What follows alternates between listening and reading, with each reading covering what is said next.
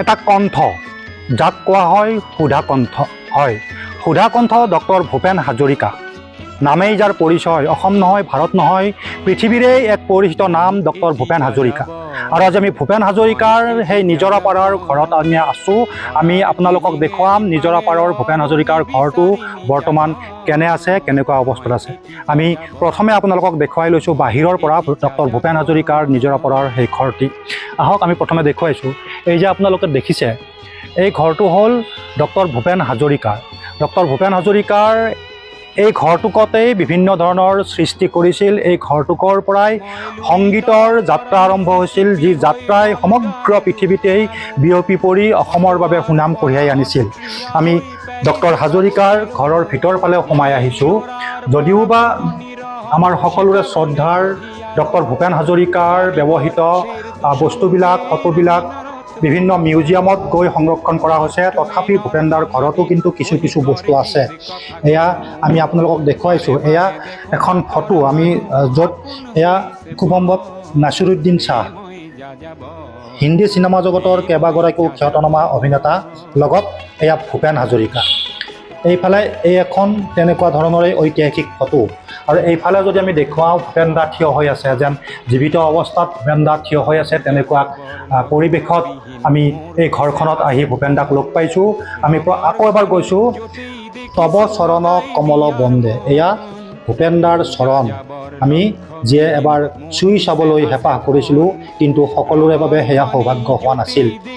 ভূপেনদাৰ চৰণ দুখনি এনেকৈ ৰাখি থোৱা হৈছে। যিগৰাকী ব্যক্তিক অসমীয়াই ভগৱানৰ অংশ বুলি কয়, যিগৰাকী ব্যক্তিক সংগীতৰ সাধক তথা সংগীতৰ ঈশ্বৰ বুলি কয়। আমি আকৌ এবাৰ দেখুৱাইছোঁ, এইফালে পৰিৱেশ দেখুৱাইছোঁ। এইফালেও ভূপেনদাক খুব সুন্দৰকৈ সজাই ৰখা হৈছে। এটা মিঠা ধুনীয়া হাঁহিৰ এক আলোকচিত্ৰ। ইয়াত ভূপেনদাই যেন আমাৰ ফালে চাই আছে, হাঁহি হাঁহি অসমীয়া ৰাইজৰ ফালে চাই আছে। অসমীয়াৰ ভাল হওক, অসমীয়া আগবাঢ়ি যাওক, তেনেকুৱা চিন্তাৰেই ভূপেনদাই গান ৰচিছিল, তেনেকুৱা চিন্তাৰেই অসমীয়াক আগবঢ়াই লৈ গৈছিল ভূপেনদাই। এয়া আমি দেখুৱাইছোঁ হাৰমনিয়ামত হাত বোলাই, আঙুলি বোলাই তেখেতে সুৰ তোলাৰ এক বিশেষ আলোকচিত্ৰ। এই ধৰণৰ বিভিন্ন ধৰণৰ বস্তু ঘৰখনত এতিয়াও আছে। এয়া যদি আমি দেখুৱাওঁ, হয়তো ভূপেনদাৰ পুথিভঁৰালৰ কিছু গ্ৰন্থ ইয়াত এতিয়াও ৰখা আছে। এই গ্ৰন্থবিলাক অধ্যয়ন ভূপেনদাই কৰিছিল এই ঘৰখনত। আমি অকণমান ওচৰলৈ আহিছোঁ। এয়া জনতাৰ মাজত ভূপেনদা, হাজাৰ হাজাৰ জনতাৰ মাজত এইদৰে ভূপেনদাৰ যি কণ্ঠ, সেই কণ্ঠ নিগৰাইছিল আৰু মানুহ বলিয়া হৈ পৰিছিল ভূপেনদাৰ কণ্ঠ শুনিবৰ বাবে। সেইগৰাকী ভূপেনদাৰ ঘৰখন গুৱাহাটীৰ নিজৰা পাৰত এতিয়াও খুব শান্ত সমাহিতভাৱে এতিয়াও আছে, কিন্তু নাই ভূপেনদা। এইফালে যদি আমি আকৌ দেখুৱাওঁ, এয়া জৱাহৰলাল নেহৰু, ইন্দিৰা গান্ধীকে ধৰি ৰাহুল গান্ধী, ৰাজীৱ গান্ধী, তেওঁলোকৰ লগত ভূপেনদাৰ ফটো। আৰু এইফালে যদি আমি যাওঁ, কেইবাগৰাকীও ভাৰতৰ বিশিষ্ট শিল্পীৰ লগত ভূপেনদাৰ ফটো।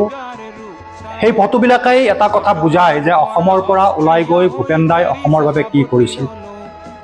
আমি এই প্ৰতিবেদনৰ জৰিয়তে ভূপেনদাক এবাৰ শ্ৰদ্ধা জনাব বিচাৰিছোঁ। ইতিমধ্যে বৰ্ষজোৰা ভূপেনদাৰ জন্ম শতবৰ্ষ চলি আছে। অহা 8 ছেপ্টেম্বৰত জন্ম শতবৰ্ষৰ সামৰণি পৰিব। আৰু সেয়া আমি জন্ম শতবৰ্ষৰ শেষৰ ফালে এই সময়খিনিক ভূপেনদাৰ সৈতে এবাৰ কথা পাতিব আহিলোঁ নিজৰাপাৰৰ এই ঘৰখনত।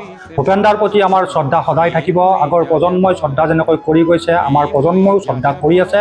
আহিবলগীয়া প্ৰজন্মকো আমি ভূপেনদাক চিনাকি কৰাই দিয়া দায়িত্ব আমাৰ দৰে প্ৰতিজন অসমীয়া। ধন্যবাদ।